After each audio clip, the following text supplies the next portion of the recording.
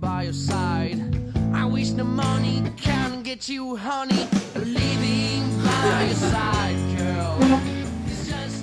Quand on s'est rencontrés, j'avais pas de scénario. En fait, Jean-Baptiste sortait de deux histoires qu'il venait de réaliser en bande dessinée, dans lesquelles il avait un univers qui était, selon ses mots, pas exactement le sien. Et qu'il avait envie d'avoir, de travailler sur une prochaine série qui serait plus dans lequel il pourrait plus exprimer l'intégralité de son univers, qui est assez fantasmagorique et comme on peut le voir dans Azimut. Ce que je lui ai proposé, c'est de me le décrire, son univers. Alors il m'a dit, oh là là, mais moi je veux pas parler, encore moins écrire. Donc je lui ai dit, c'est pas grave, envoie-moi des dessins, donne-moi des titres de livres, de films, des morceaux de musique, absolument tout ce que tu veux. Et moi je me débrouillerai avec tout ça. J'ai pas été déçu. Il m'a donné donc des références culturelles qui étaient extrêmement variées et très chaotiques, et voilà. Mais de fait, l'intégralité, ça représentait bien tout ce qu'il fait, quoi. Et je me suis surtout rendu compte qu'on avait un tronc commun assez important là-dedans.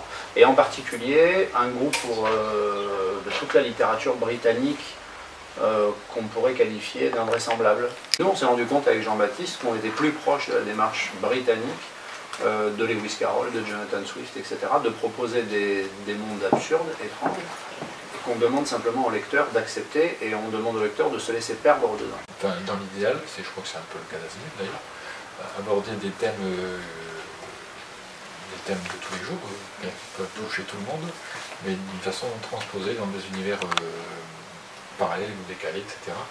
Et je trouve que justement ça permet de donner un côté plus universel au message et moins ancré dans un truc plus anecdotique. Il y a pas mal de trucs, des pataphysiciens, de Jarry, de Raymond Queneau, de Boris Vian, enfin il y a un peu de tout, quoi, mais pas tellement d'heroic fantasy finalement. Non. C'est vrai que souvent quand on dit fantastique, les gens ils pensent très vite heroic fantasy ou science-fiction, c'est comme ça. Oui, mais ça pose ce problème de la classification.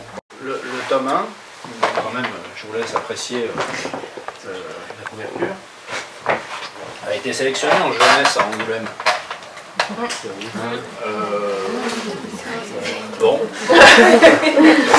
Pourquoi pas, hein. Nous, ça nous a laissé perplexes. On s'est dit, ils ont vu que le lapin, ils ont vu que le petit cochon, je sais pas ce qui s'est passé.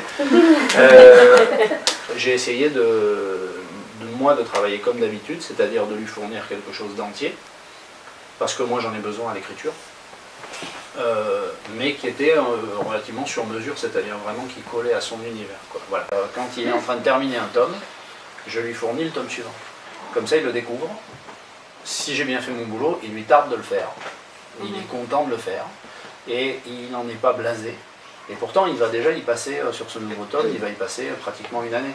Et je ne peux pas travailler, comme tu l'évoquais, par petits bouts, parce que j'ai pas souvenir d'un seul scénario que j'ai écrit ou quand j'ai écrit la fin, j'ai pas retouché le début.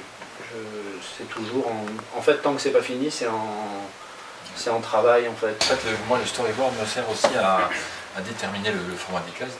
Donc quand il est fixé sur le storyboard, j'agrandis à l'échelle pour faire la planche. Donc c'est assez précis à ce niveau. Donc nous on était partis sur 3 au début, et moi je me suis rendu compte à l'écriture que ça serait plutôt 4, et c'est ensuite en voyant la densité de mon tome 3 que Jean-Baptiste a dit ça serait pas plutôt ça.